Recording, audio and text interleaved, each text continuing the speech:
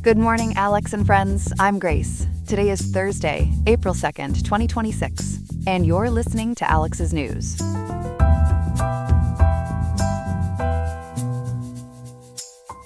In Riverside today, we are expecting a high of 67.7 degrees, with a low dipping down to 55.5, so it should be a very comfortable day to be outside. As we head into the news, we will examine the factors pushing the conversation regarding a possible United States withdrawal from NATO. We are also going to break down the impact of the Supreme Court ruling on conversion therapy and analyze how that decision is actively reshaping state laws across the nation. Beyond these headlines, we have a full lineup of other stories to keep you informed on what is happening in the world today. All of this and more on today's episode of Alex's News. Stay tuned.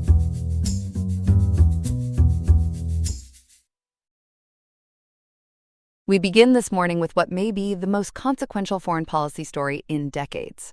The NATO alliance, the cornerstone of Western security for 77 years, is teetering on the edge of collapse. President Trump is threatening to pull the United States out after European allies refuse to join the American-led war against Iran. Ethan covers national security for us and has been tracking this story closely. Ethan, how did we get here? It really traces back to one night about a month ago. On February 28th, the U.S. and Israel launched a massive surprise offensive against Iran called Operation Epic Fury. According to the Associated Press and PBS NewsHour, it opened with 900 airstrikes targeting Iranian military sites and nuclear facilities. The operation resulted in the assassination of Supreme Leader Ayatollah Ali Khamenei. The administration called it a preemptive strike against an imminent threat, but that justification has been heavily disputed. Disputed how exactly? Well, this is a critical detail. The Guardian and PBS both report that the International Atomic Energy Agency found no evidence of an active nuclear weapons program in Iran. Intelligence briefings before the strikes didn't point to an imminent Iranian attack either. So most major NATO allies looked at this and concluded it wasn't a defensive action at all. They saw it as a war of choice, an offensive operation that the U.S. initiated on its own terms. And that's where the alliance started to fracture? Exactly. When Iran retaliated by choking off the Strait of Hormuz, which carries about 20% of the world's oil, prices went through the roof. President Trump demanded that NATO allies send naval forces to help reopen the strait. Every major European ally refused, and the president didn't take it quietly. He went on Truth Social and called the alliance a, quote, paper tiger, end quote, and labeled member nations, quote, cowards, end quote, and, quote, spendthrift freeloaders, end quote. He singled out specific leaders too, didn't he? He did, and the United Kingdom got some of the harshest treatment. The Guardian reports that Trump went after Prime Minister Keir Starmer personally for refusing to let the U.S. use British bases for the February strikes. He mocked the size of the Royal Navy and attacked Starmer's energy policies. Starmer pushed back and said, quote, "This is not our war," end quote, while affirming that Britain still supports NATO's core mission. What about the rest of Europe? Where do France, Spain, and Germany stand? Spain has taken arguably the hardest line of any ally. Time reports that Spain denied the U.S. permission to use jointly operated bases and has since closed its airspace entirely to American military aircraft. France has been a bit more measured, granting limited access to bases but strictly for non-strike missions like logistics and refueling. And Germany's president, Frank-Walter Steinmeier, was blunt. PBS NewsHour reported he called the aggression against Iran a, quote, dangerous mistake, end quote, and a violation of international law. Now, the allies say they had a legal right to refuse. Is that true under the NATO treaty? It is, and this is something that's gotten lost in the political noise. Article 5 of the North Atlantic Treaty limits mutual defense to responses to an armed attack on a member's territory. Article 6 specifically defines that territory as Europe, North America, or Turkey. Because the U.S. struck first, in the Middle East, the defensive trigger was never activated. And even when Article 5 is invoked, The Guardian notes it only requires members to take, quote, such action as it deems necessary, end quote. Each nation retains sovereign judgment over how it responds. So the allies are on solid legal ground, but the president clearly doesn't see it that way. Not at all. According to Time, Trump views this through the lens of reciprocity. He's argued that the U.S. has poured resources into European security, especially backing Ukraine against Russia, and gotten nothing in return when America needed help. He sees the refusal to support the Iran campaign as proof that the alliance only works in one direction. It's a, quote, one-way street, end quote, in his framing. He gave a national address just last night. What did he actually say about withdrawal? So the address on April 1st didn't include a formal notice of denunciation, which is the legal term for officially starting the withdrawal clock, but the language was about as definitive as you can get without filing paperwork. He said withdrawal is, quote, beyond reconsideration, end quote. NATO Secretary General Mark Rutte is scheduled to visit Washington next week for what's being described as an emergency meeting, essentially a last-ditch effort to hold things together. There's a law on the books that's supposed to prevent exactly this, right? There is, and it's setting up what could be a massive constitutional clash. Both Time and The Guardian highlight Section 1250A of the 2024 National Defense Authorization Act. That provision says no president can withdraw from NATO without a two-thirds Senate supermajority or an act of Congress. It was designed specifically to prevent a unilateral exit. So can Trump actually get around that? His legal team is building a multi-pronged strategy. First, the Department of Justice is arguing that the power to terminate treaties belongs exclusively to the president under Article 2 of the Constitution. They're calling the NDAA provision an unconstitutional infringement on what they term the president's, quote, sole organ, end quote, role in foreign policy. Second, they're citing the 1979 Supreme Court case Goldwater versus Carter, arguing that treaty disputes are political questions courts shouldn't touch. And if the courts do block a formal withdrawal? That's where it gets really worrying for the alliance. Legal experts warn about what they call the hollow-out strategy. Even if Trump can't formally leave NATO on paper, he can achieve a de facto withdrawal as commander-in-chief. He could pull American troops home from Europe, defund joint military operations, and simply refuse to honor the Article 5 Mutual Defense Guarantee. At that point, the alliance exists in name only. The legal framework survives, but the substance is gone.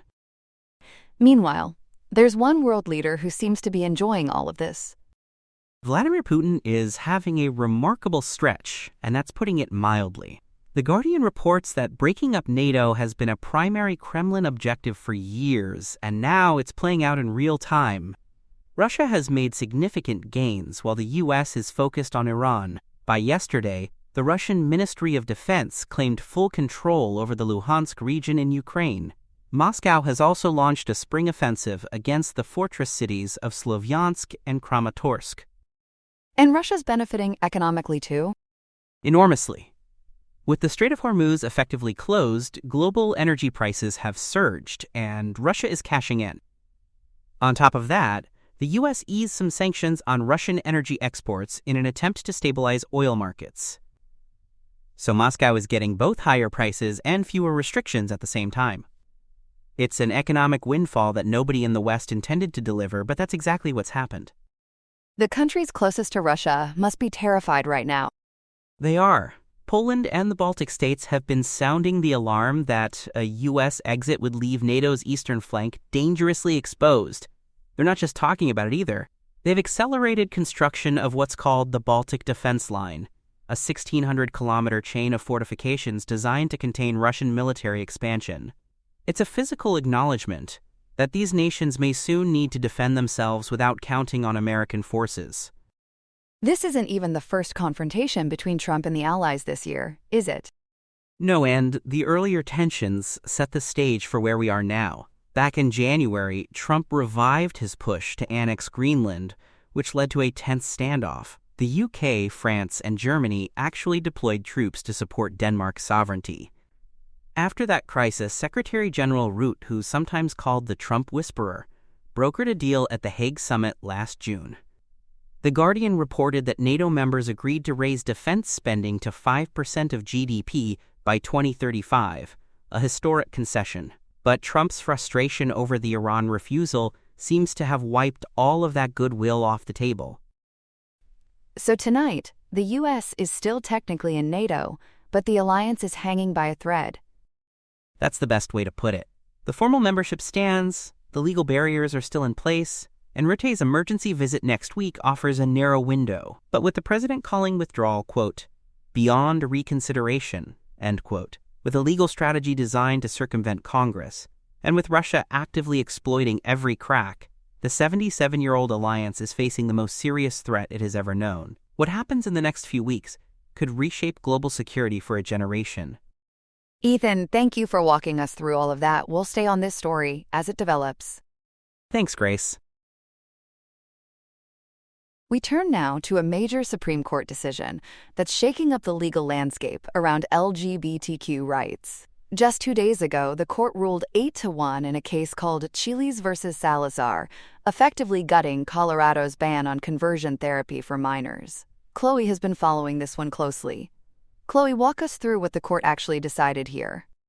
Sure, Grace. The core of this is pretty straightforward. Even though the legal reasoning gets complicated, Colorado passed a law back in 2019 that banned licensed therapists from trying to change a child's sexual orientation or gender identity. The Supreme Court looked at that law and said it almost certainly violates the First Amendment. Justice Gorsuch wrote the majority opinion, and he framed the entire ban not as a medical regulation, but as government censorship of speech. Censorship of speech. That's a pretty strong characterization for a health regulation, isn't it? It really is, and that's what makes this ruling so significant. Gorsuch argued that Colorado's law, quote, censors speech based on viewpoint, end quote. His reasoning was that a therapist could counsel a young person in a way that affirms their identity, but couldn't offer a neutral perspective, or an opposing one. In his view, the government was picking winners and losers in a conversation between a therapist and a patient. He called it regulating, quote, speech as speech, end quote, which is a major departure from how lower courts had treated these laws. And the lower court saw it differently? Completely differently. The 10th Circuit had upheld Colorado's ban by characterizing it as a regulation of professional conduct, not speech. That's an important legal distinction, because the government generally has more latitude to regulate what professionals do than what they say. But the Supreme Court reversed that ruling and said no. When a therapist is sitting across from a patient and talking, that is speech, full stop. It doesn't suddenly become conduct just because a licensed professional is the one speaking. So what does that mean for how courts will evaluate these kinds of laws going forward? This is where it gets really consequential. The court ordered that Colorado's law be reviewed under what's called strict scrutiny. That's the highest bar in constitutional law. Under strict scrutiny, the state has to prove that the law serves a compelling government interest and that it's the least restrictive way to achieve that interest. Legal scholars at SCOTUS blog and elsewhere have pointed out that viewpoint-based restrictions on speech almost never survive strict scrutiny. So while the court technically sent the case back for further review, most analysts read this as a death sentence for the Colorado ban and laws like it. Let's talk about the vote itself. 8-1 is a pretty overwhelming majority. Was there any daylight between the justices who voted together? There was, actually. 8 justices agreed the ban should be vacated, but they didn't all agree on why. Justices Kagan and Sotomayor wrote a separate concurring opinion. They said the law was unconstitutional, but their reasoning focused on the fact that it lacked neutrality. They seemed to leave the door open, at least theoretically, for a more carefully drafted law that might pass muster. The lone dissenter was Justice Jackson, and she wrote a pretty forceful opinion, arguing that the majority was blurring the line between public speech and professional regulation. What specifically did Justice Jackson warn about? She argued that the majority failed to distinguish between someone expressing an opinion in a public forum and a licensed professional administering what she called a, quote, dangerous therapy modality, end quote. Her concern is essentially that this ruling strips states of the ability to protect public health. If a state can't regulate the words a therapist uses in a clinical setting, Jackson warned, then the entire framework for professional oversight starts to erode. It's a dissent that advocacy groups like the ACLU and the Human Rights Campaign have already rallied around. Tell us about the person who brought this case. Who is Kaylee Chillis? Kaylee Chillis is a Christian licensed professional counselor in Colorado. She was represented by the Alliance Defending Freedom, which is a conservative legal organization that's been behind a number of high-profile religious liberty cases. Chillis argued that the Colorado ban prevented her from offering what she described as talk therapy aimed at reducing, quote, unwanted sexual attractions, end quote. Her legal team framed this entirely as a speech case. They weren't defending electroshock or any physical intervention. The question was whether the words exchanged in a counseling session are protected under the First Amendment. And the court said yes, even though major medical groups opposed the practice?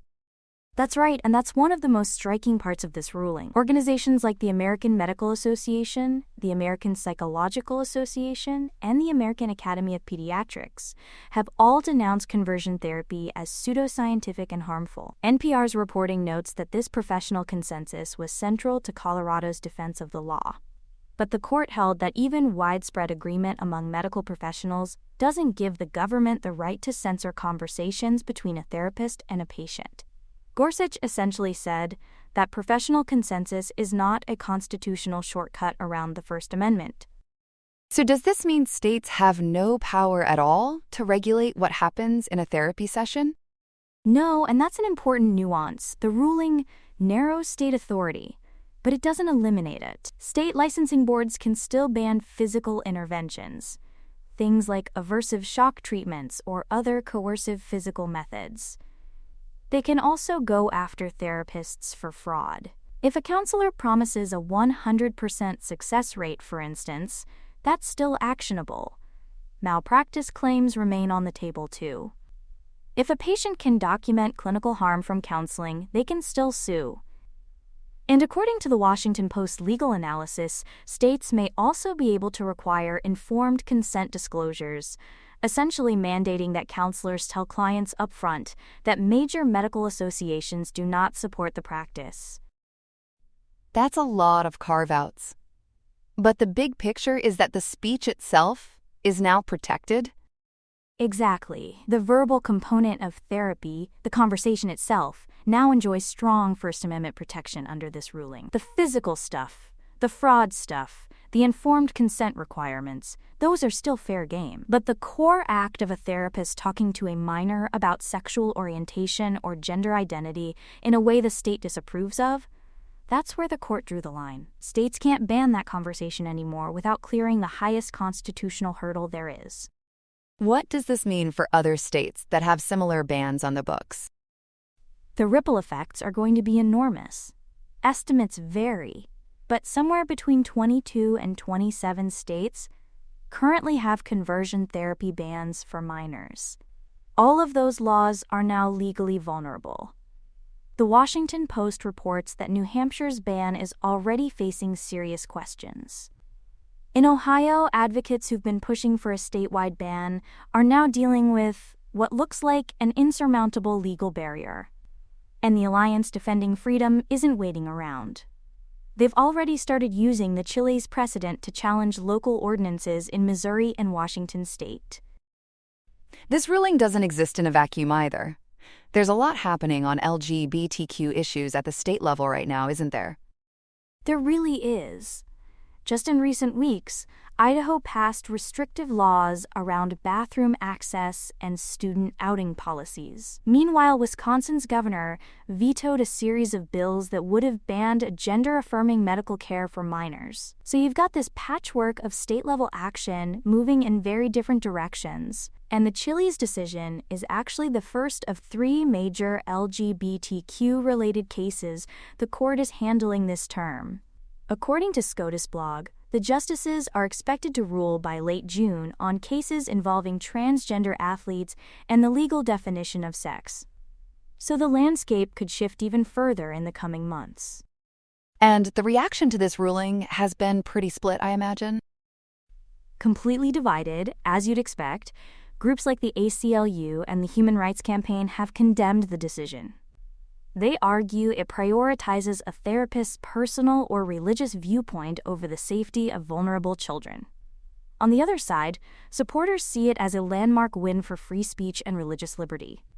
The Alliance Defending Freedom called it a vindication of the principle that the government can't dictate what a counselor says behind closed doors. It's one of those rulings where both sides see existential stakes and neither side is backing down. Such a consequential decision with so much more still to come this term. Chloe, thank you for breaking all of that down for us. Happy to do it, Grace. Here are some other headlines. The United Kingdom is trying to keep its head above water as it leads a diplomatic surge in the Middle East. Foreign Secretary Yvette Cooper chaired a virtual summit of 35 nations to chart a course for reopening the Strait of Hormuz. The strategic waterway has been in a bit of a jam since late February following strikes by the United States and Israel on Iran. While representatives from France, Germany, Italy, Japan, Canada, and the United Arab Emirates joined the call to discuss this oily situation, the United States decided to skip the meeting entirely. President Donald Trump has made it clear that he believes the burden of securing the Gulf rests on the shoulders of the nations that actually fill their tanks with its exports. With crude prices hitting a slippery $107 a barrel and accounting for 20% of global consumption, Prime Minister Keir Starmer is hoping to clear the air and the minds once a ceasefire is reached. A separate group of military planners will soon dive into the specifics of naval escorts to ensure the world's energy needs don't run dry. In the Pacific, New Zealand is making waves after patching things up with the Cook Islands. Foreign Minister Winston Peters and Prime Minister Mark Brown signed a security declaration in Rarotonga, effectively anchoring a relationship that had been drifting toward Beijing for 14 months.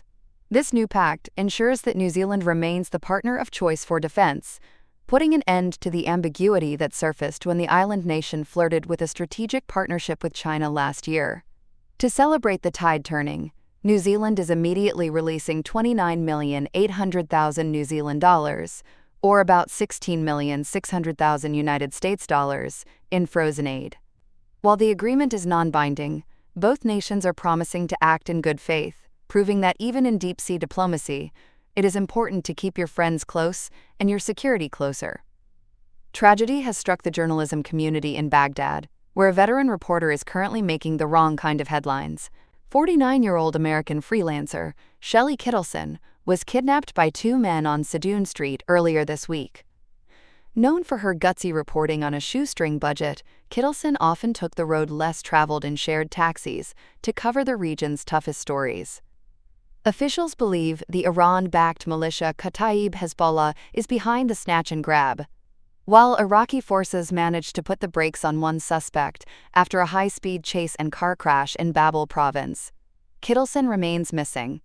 Authorities are currently tracking a second vehicle, hoping to drive this investigation to a safe conclusion. Soccer fans are finding that the road to the World Cup is paved with gold, literally. FIFA has kicked off a firestorm by hiking the top ticket price for the 2026 final to a staggering $10,990. This dynamic pricing model has left fans feeling like they are being played, especially after a sales phase on April 1st was plagued by technical glitches that left thousands stuck in a digital penalty box.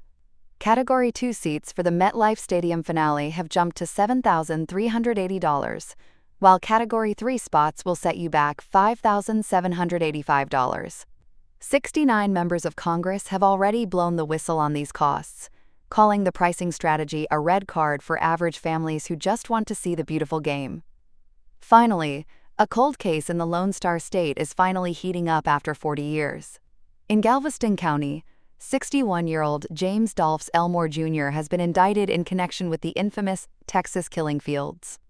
Elmore is facing charges of manslaughter for the 1984 death of 16-year-old Laura Miller and tampering with evidence in the 1985 case of 30-year-old Audrey Cook. The breakthrough came after decades of digging by investigators and Tim Miller, who founded Texas EcuSearch after his daughter's death. While Elmore's alleged accomplice Clyde Edwin Hedrick took his own life just days before he could face the music, officials say they are determined to ensure the victims of this 25-acre patch of land are never forgotten. It seems that even after 4 decades, the long arm of the law still has a very firm grip. That's all we have for now. Today's episode was made by Alexander King with Claude Opus 4.6, Gemini Pro 3.1, Gemini Flash 3, and Google Cloud Text-to-Speech. I hope you have a great day. I'll see you tomorrow, Alex.